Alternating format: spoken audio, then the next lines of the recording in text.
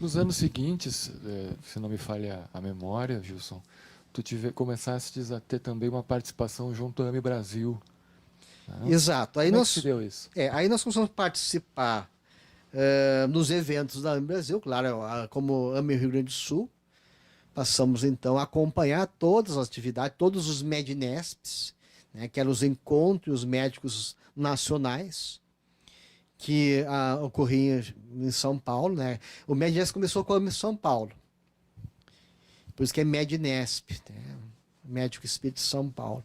Depois, com a fundação da AME Brasil em 95, a AME Brasil passa a assumir. Então, a partir de 97, não é mais a AME São Paulo que organiza, mas sim a AME Brasil, e é um encontro a nível nacional.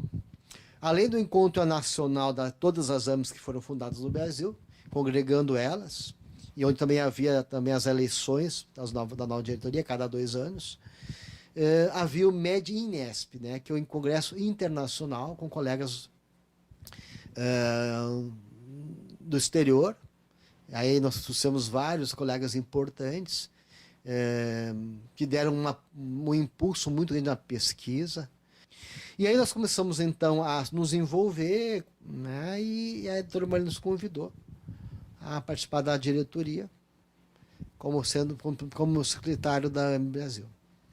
E Gilson, foi nessa ocasião, tu pode contar para nós, quando é que houve essa aproximação maior do Bezerra, mesmo através da psicofonia, mediunicamente? Foi nesse evento em São Paulo? Foi nesse MEDNESP? Que Não, momento se deu? na verdade, a AME São Paulo foi fundada lá na década de 60, se não me engano, né? E desde aquela época eu já havia orientações do Bezerra, né? Pelo próprio Chico. Pelo Chico. Então o Bezerra sempre nos acompanhou. E como nós também tínhamos essa relação com o Bezerra como médium, né, também por nosso intermédio, o Dr. Bezerra passou também a dar algumas comunicações nos eventos da AME. A primeira comunicação foi no evento lá na AME Bagé, em Bagé. E aí, no encerramento, o Dr. Marina pediu para mim fazer a prece, e no encerramento o Dr. Bezerra veio e deu uma comunicação de incentivo, né, no final do congresso. Aí no Inhambi, né, que houve no Inhambi, o Divaldo que fez a abertura, a doutora Marlene disse: Gilson, o Bezerra quer deixar a palavra neste evento. E falou que é por teu intermédio. Por teu intermédio. Eu levei um susto, porque o Inhambi estava lotado, né? Aquilo cabe 7.000 pessoas, né? Não sei quantas pessoas tinha naquela época, né? Mas estava lotado o Embi. Eu sempre fui muito tímido, porque o doutor Bezerra você pega no contrapé, né? Ele todo fazendo oração, ele vem e pega, porque se eu, né, souber que antes, eu acho que eu fico na defensiva e atrapalho. E quando ela me falou, eu fiquei nervoso, fiquei ansioso. Puxa, né? E agora? Bem, mas se ele falou, doutor Marlene, tem que confiar. Aí eu falei, Marlene, então eu vou me recolher pro meu quarto lá no hotel, ficar em repouso, em oração. E na abertura, no encerramento, eu retorno. E aí realmente foi a primeira comunicação do Bezerra para o meu intermédio no MEDNESP. E aí houve outras possibilidades, né, do contato do nosso bondoso amigo. Talvez a gente possa pular para o ano de 2009, né, em que houve um marco importante também aqui da ação da Mergs no nosso meio gaúcho, né? Quer contar um pouquinho essa história? 2009, do qual tu se refere ao... O MEDNESP em Porto Alegre, o primeiro fora de São Paulo. Sim. Antes disso, Paulo, só recordando, foi também fundado a Associação Jurídica Espírita do Rio Grande do Sul, a AGE. E em 2005, eles nos desafiaram a fazer um evento conjunto, né?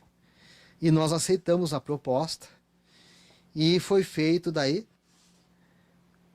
em novembro de 2005, o primeiro congresso médico jurídico espírita, uma parceria da AGE, a Mergs, apoio da Federação Espírita, né? também no Praça Rafael. A Grades era presidente, nos apoiou, tá, a doutora Marlene, o pessoal da AGE aqui presente, né? O nosso irmão Miller ali, né? Também um auditório cheio, né? Todos os eventos sempre muita procura. Nesse evento estava o nosso querido Cícero. Aqui é bom o pessoal dar uma olhadinha, porque ele que foi o que trouxe essa orientação da doutora Marlene para fundar a AME Rio Grande do Sul, que nos procurou lá no início da nossa conversa. Aqui nossos colegas, né, o Marcos, o João Paulo da AME, da AGE, desculpa. E aqui uma mesa que a gente discutiu sobre esquizofrenia, uma entrevista do jornalista com a diretora do hospital, né? Então, ali também foi um evento importante, considero. E todos os eventos, os Medinest, eram em São Paulo, que era a região mais central, mas ao mesmo tempo bastante cara, né? Bastante cara e sempre muito trabalhoso, doutora Marlene. Aí, em 2007, nós propomos levar a AME para fora de São Paulo.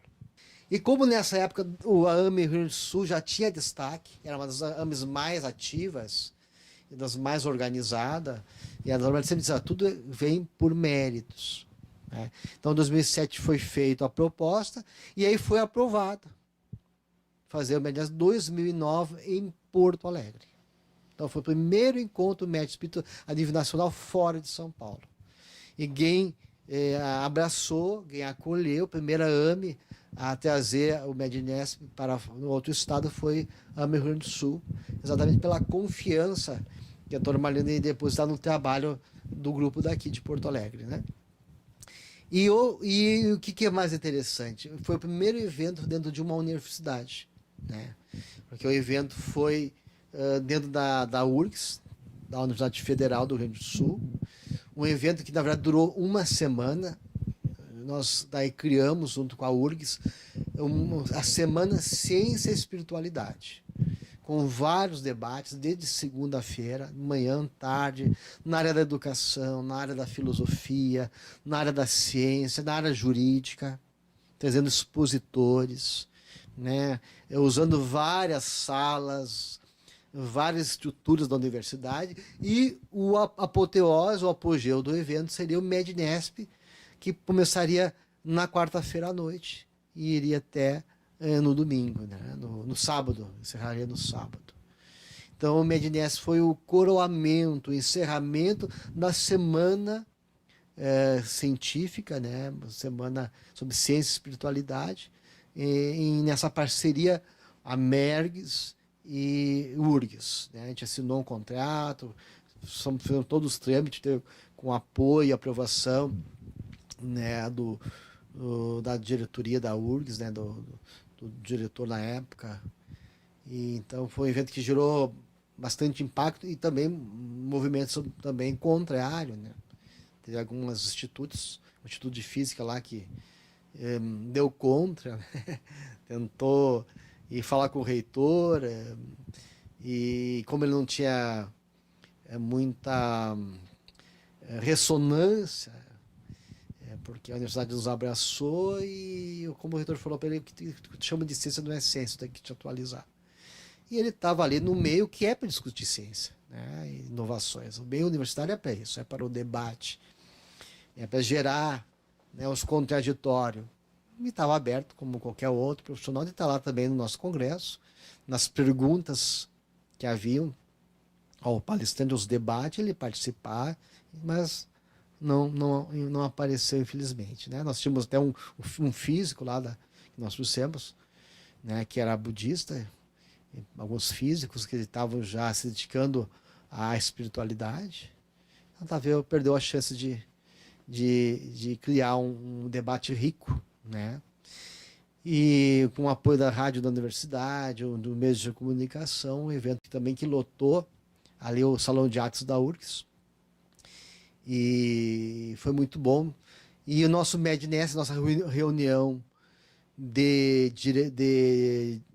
da Assembleia Geral, que a gente fala do Medinest, foi na sede da FERGS. A FERGS cedeu daí o espaço. A Grades, na época, era a nossa presidente também, como o Jason, o Newton. A Grades foi uma pessoa que sempre nos apoiou, nos acolheu de braços abertos. fez uma recepção muito carinhosa, muito bonita, assim, aos presidentes das AMES, um coquetel lá, um chá, né, maravilhoso, assim, com muito carinho. E nós fizemos aí nossa assembleia na Federação Espírita do Rio Grande do Sul. Foi uma oportunidade que também não perdemos de fazer uma homenagem à doutora Marlene ao final do evento, né? Exatamente. Eu me lembro que eu fui no centro buscar a placa, É, né, para fazer a entrega ali no isso. momento do encerramento. É, Muito emocionante aquele fechamento do encontro, né? sem dúvida.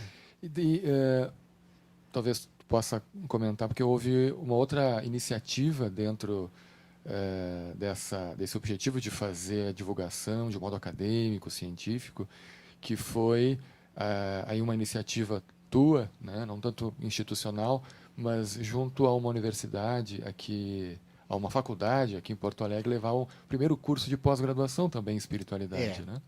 Como sempre, a AME Rio Grande do Sul preocupada assim, em fazer essa conexão, de fazer um trabalho de pesquisa. Havia já uma cadeira de saúde e espiritualidade na Federal do Ceará. A primeira cadeira optativa dentro da medicina. E já havia um curso de extensão também na Universidade de Santa Cecília, no Santos, sobre saúde e espiritualidade. Então já havia algumas cadeiras começando nas universidades, mas não havia nenhum curso de pós-graduação, né, Paulo? E o que nós observávamos, assim, com os eventos da AME? Que a espiritualidade era algo inerente, que fazia parte da dimensão do ser humano, mas que ela tinha sido esquecida pela medicina. Nós tínhamos que resgatar. Assim como nós temos a dimensão cognitiva, a questão da sexualidade, a questão social que a gente vê no nosso consultório e na nossa anamnese, nós temos que focar toda a dimensão do ser humano, onde ele trabalha. Muitas vezes a doença está ligada ao tipo de trabalho do paciente, se trabalha numa mina de carvão, né, o estresse, enfim. Então, todo o meio social que ele vive interfere na saúde do paciente. Então, a anamnese ela tem que compor perguntas que possam abarcar o indivíduo na sua totalidade. Mas não se faz isso com a dimensão espiritual, sobre a questão da espiritualidade, né, da religiosidade do paciente. Como isso não havia, como Koenig, nas pesquisas dele lá nos Estados Unidos, mostrou que cerca de 90% dos pacientes queriam falar com o seu médico sobre as questões religiosas, sobre as questões espirituais, mas os médicos não estavam preparados para isso, não davam espaço, e nem foram preparados na universidade, na faculdade de medicina, para focar essas questões junto ao seu paciente. Nós vamos criar um curso de pós-graduação para ampliar isso aí, preparar os profissionais de saúde para poder focar no seu consultório, a nível médico. E essa foi a proposta.